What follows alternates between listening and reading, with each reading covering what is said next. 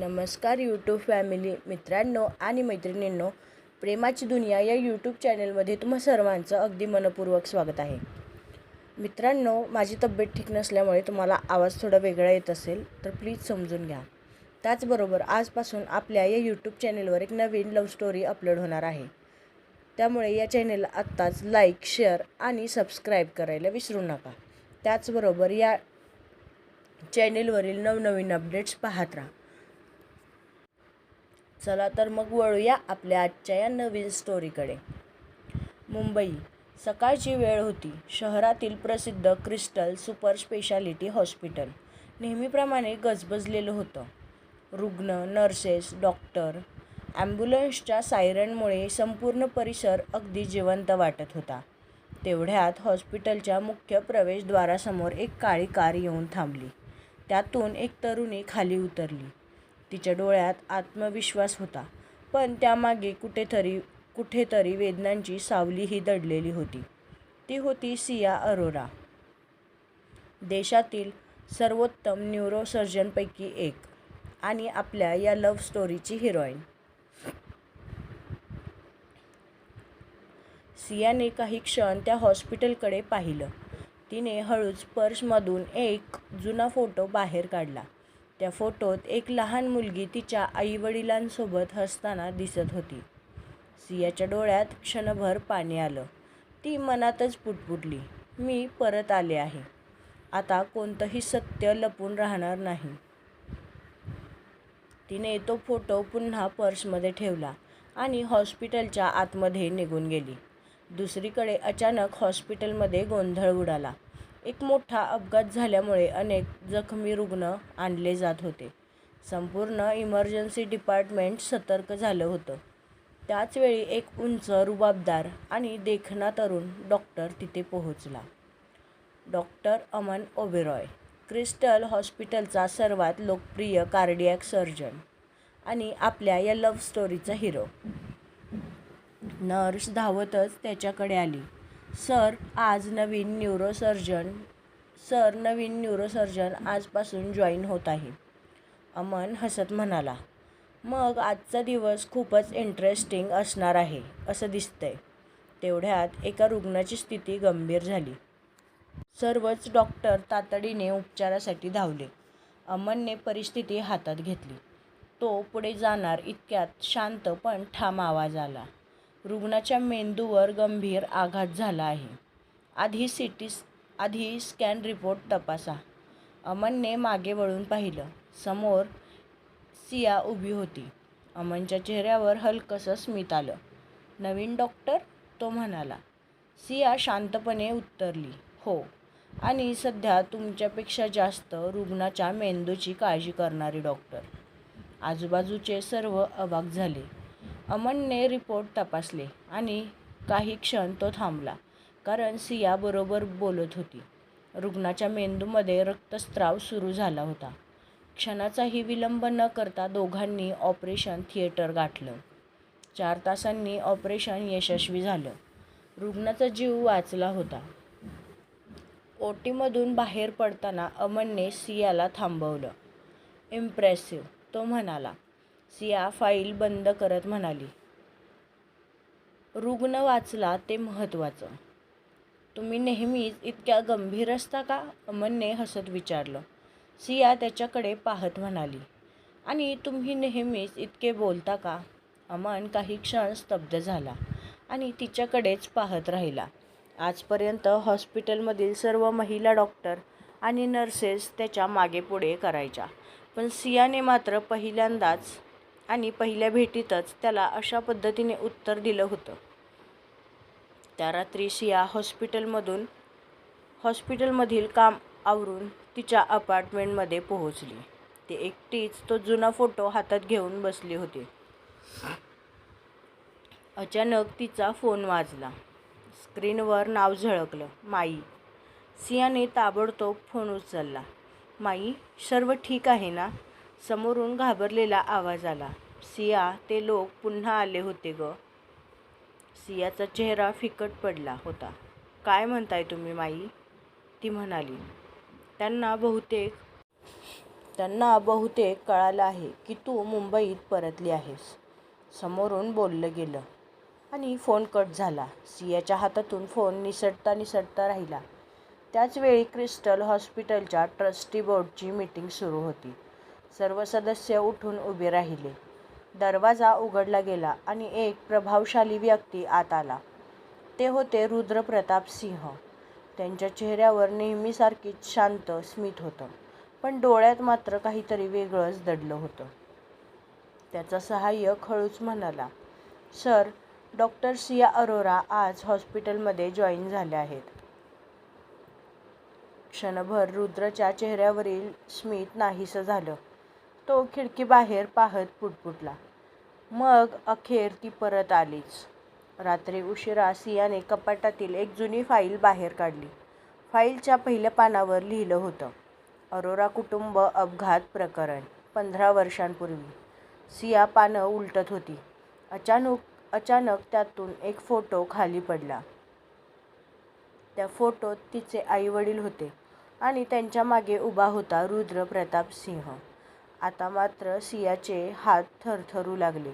तिच्या डोळ्यात संताप स्पष्टच दिसत होता.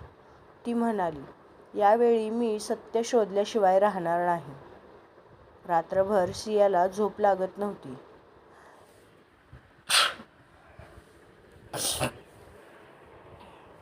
तिच्यासमोर वारंवार तोच फोटो येत होता. तिचे आई-वडील आणि त्यांच्या मागे उभा असलेला रुद्रप्रताप सिंह. 15 वर्षांपासून तिच्या सत्याचा शोध घेत होती. त्याचा पहिला धागा आज तिच्या हाती लागला होता.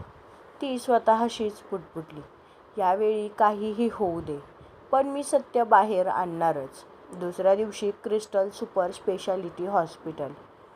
अमन सकाळी कॉफी घेत डॉक्टर्स लाऊंजमध्ये बसला होता. तेवढ्यात कबीर आत आला. कबीर म्हणजे अमनचा बेस्ट फ्रेंड. काय रे, कालपासून नवीन डॉक्टरचाच विचार सुरू आहे वाटतं. अमन हसला. नाही रे, पण मान्य करावं लागेल, ती इतरांपेक्षा खूपच वेगळी आहे. कबीर लगेच म्हणाला, म्हणजे आवडली तर? शट अप, अमन म्हणाला. दोघेही हसू लागले, पण अमनच्या मनात मात्र अजूनही सियाचाच विचार सुरू होता. दरम्यान सिया हॉस्पिटलच्या जुन्या रेकॉर्ड्स रूममध्ये पोहोचली. ती शांतपणे फाईल्स शोधत होती. तिला 15 वर्षांपूर्वीचे काही रेकॉर्ड्स पाहायचे होते. पण तिला आश्चर्य वाटलं, कारण अरोरा कुटुंबाच्या अपघाताशी संबंधित सर्वच फाईल्स जवळपास गायब होत्या. फक्त एकच पान उरलं होतं आणि त्या पानावर लिहिलं होतं, केस क्लोज्ड बाय स्पेशल ऑर्डर. खाली सही होती, R.P. सिंग. सियाच्या चेहऱ्यावर तणाव स्पष्टच दिसत होता. अचानक मागून आवाज आला, तुम्ही इथे काय करताय? काही शोधत आहात का? सिया दचकली. ती मागे वळाली. मागे अमन उभा होता. सिया म्हणाली, काही नाही. रुग्णांच्या जुन्या फाईलमध्ये काही नाही का? अमन मिश्किलपणे म्हणाला. सिया त्याच्याकडे पाहत म्हणाली, डॉक्टर अमन ओबेरॉय, प्रत्येक प्रश्नाचं उत्तर मिळतंच असं नाही. एवढं बोलून ती तिथून निघून गेली. अमन मात्र तिच्याकडे संशयाने पाहत राहिला. सायंकाळी रुद्रप्रताप सिंह हॉस्पिटलमध्ये आले. सर्वजण त्यांना आदराने स्वागत करत होते. सिया दुरून हे सर्व पाहत होती. 15 वर्षांचा राग तिच्या डोळ्यात स्पष्टच दिसत होता. रुद्रची नजर देखील तिच्यावर पडली. क्षणभर दोघे एकमेकांकडे पाहत राहिले. रुद्र तिच्याजवळ आला. तो म्हणाला, डॉक्टर सिया अरोरा, क्रिस्टल हॉस्पिटलमध्ये तुमचं स्वागत आहे. सिया हलकसं हसली. धन्यवाद. ती म्हणाली, तुमच्या वडिलांना मी चांगलंच ओळखत होतो. रुद्रचं बोलणं ऐकून सिया स्तब्ध झाली. रुद्र पुढे म्हणाला, ते खूपच चांगले व्यक्ती होते. एवढं बोलून ते तिथून निघून गेले. सियाने स्वतःला सावरलं, पण सियाच्या मनात एक प्रश्न उभा राहिला होता. जर हा व्यक्ती माझ्या वडिलांना खरंच ओळखत होता, तर त्याने ही गोष्ट इतक्या वर्षांपासून का लपवली? त्या रात्री सिया माईला भेटण्यासाठी एका जुन्या आश्रमात पोहोचली. माई? तिला पाहताच माई भावूक झाल्या. सिया? सिया त्यांच्या मांडीवर डोकं ठेवून झोपली. लहानपणापासून माईनेच तिला वाढवलं होतं. माईने तिच्या डोक्यावरून प्रेमाने हात फिरवला. त्या म्हणाल्या, बाळा, पुन्हा त्या भूतकाळात जाऊ नकोस. सिया शांतपणे म्हणाली, माई, मी आता थांबू शकत नाही गं. माई लगेच म्हणाल्या, सत्य धोकादायक असू शकतं. सिया लगेच म्हणाली, पण माई, खोटं जगण्यापेक्षा ते चांगलं नाही का? माईच्या डोळ्यात भीती स्पष्ट दिसत होती. जणू त्यांना काहीतरी माहीत होतं, जे त्यांनी अजूनही सियाला सांगितलं नव्हतं. त्या रात्री हॉस्पिटलच्या CCTV रूममध्ये एक व्यक्ती जुन्या फुटेज पाहत होता. त्याने स्क्रीनवर सियाचा फोटो झूम केला. मग कोणाला तरी फोन लावला. सर, ती शोध सुरू करून बसली आहे. फोनच्या दुसऱ्या बाजूने शांत आवाज आला. मग तिच्यावर लक्ष ठेवा आणि जर ती सत्याच्या खूपच जवळ पोहोचली असेल तर तिला थांबवा. एवढं बोलून फोन कट झाला. पण तो आवाज नक्की कोणाचा होता? रुद्रप्रताप सिंह की या खेळामागे अजून कोणीतरी दुसराच व्यक्ती होता? रात्र उलटली. दुसऱ्या दिवशी सकाळी क्रिस्टल सुपर स्पेशालिटी हॉस्पिटलमध्ये नेहमीप्रमाणे धावपळ सुरू होती. सिया अजूनही कालच्याच विचारात होती. रुद्रप्रताप सिंह, अरोरा कुटुंब आणि गायब झालेल्या फाईल्स, हे सगळं तिच्या मनात प्रश्नच प्रश्न उभे करत होतं. Good morning, doctor Arora. सियाने मागे वळून पाहिलं तर पाठीमागे अमन उभा होता. त्याच्या हातात 2 कॉफी होत्या. ही तुमच्यासाठी. त्याने त्यातील एक कॉफी तिच्यासमोर धरली. सिया गोंधळली. मी कॉफी पित नाही, ती म्हणाली. अमन म्हणाला, माहीत आहे. मग आणली कशाला? लगेचच सियाने विचारलं. अमन हसत म्हणाला, कारण कधीकधी नियम बदलला तर हरकत नसते. सियाच्या चेहऱ्यावर नकळत हसू उमटलं. पण तिने ती कॉफी घेतली नाही. थँक्स, पण नको. एवढं बोलून ती तिथून निघून गेली. अमन तिच्याकडेच पाहत स्वतःशी म्हणाला, पहिल्यांदाच कोणीतरी माझी कॉफी रिजेक्ट केली आहे. अचानक इमर्जन्सीमध्ये गोंधळ उडाला. एका 10 वर्षाच्या मुलाला गंभीर अवस्थेत आणलं गेलं. त्याच्या डोक्यात आणि हृदयात दोन्ही ठिकाणी तीव्र वेदना होत्या. केस अत्यंत गुंतागुंतीची होती. हॉस्पिटल प्रशासनाने निर्णय घेतला की हे ऑपरेशन डॉक्टर सिया आणि डॉक्टर अमन मिळून करतील. ऑपरेशन थिएटरमध्ये 4 तासांपासून शस्त्रक्रिया चालू होती. अचानक मुलाची परिस्थिती बिघडली. नर्स घाबरली. अमन शांतपणे परिस्थिती हाताळत होता. तेवढ्यात सियाचा हात थोडा घसरला. क्षणभर तिचं संतुलन ढळलं. पण अमनने ताबडतोब तिचा हात पकडला. रिलॅक्स. सिया त्याच्याकडे पाहू लागली. मी ठीक आहे. हो, समजलं. अमनच्या डोळ्यात विश्वास दिसत होता. आणि कदाचित पहिल्यांदाच सियाला कोणीतरी तिच्यावर विश्वास ठेवलाय असं वाटत होतं. अखेरकार 6 तासांनी ते ऑपरेशन पूर्ण झालं. सियाने बाहेर येऊन त्या मुलाच्या आईला ऑपरेशन यशस्वी झाल्याबद्दल सांगितलं. त्या आईच्या डोळ्यात आनंदाश्रू होते. तुम्ही माझ्या मुलाला दुसरं आयुष्य दिलं, त्या म्हणाल्या. सिया शांतपणे हसली. पण अमनचं लक्ष मात्र फक्त तिच्याकडेच होतं. तो एकटक तिला पाहत होता, कारण आज त्याने पहिल्यांदाच तिला मनापासून हसताना पाहिलं होतं. सायंकाळी अचानक पाऊस सुरू झाला. सिया हॉस्पिटलमधून बाहेर पडत होती, पण तिच्याकडे छत्री नव्हती. तेवढ्यात कोणीतरी तिच्या डोक्यावर छत्री धरली. सिया वळली. अमन, तो म्हणाला. काय योगायोग आहे, माझ्याकडे एक्स्ट्रा छत्री आहे. सिया लगेच म्हणाली, पण मला मदतीची गरज नाही. ही मदत नाही, अमन हसत म्हणाला. फक्त सोबत चालायचं आहे. दोघे काही क्षण शांतपणे चालत राहिले. पावसाचे थेंब, शांत रस्ता आणि त्या दोघांमध्ये ती अनोखी शांतता. अचानक सियाचा फोन वाजला. तोच अज्ञात नंबर होता. तिने फोन उचलला. समोरून आवाज आला, तुझ्या आईचा मृत्यू अपघात नव्हता.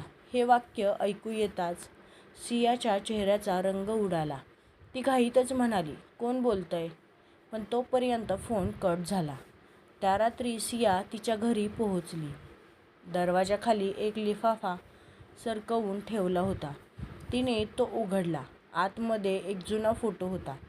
त्यात तिची आई आणि तिच्या शेजारी एक अनोळखी पुरुष उभा होता. फोटोच्या मागे लिहिलं होतं, सत्य शोधायचं असेल तर आधी या माणसाला शोध. सिया हादरली, पण तिला कल्पनाही नव्हती की त्या व्यक्तीचा संबंध अमनच्या कुटुंबाशी देखील होता.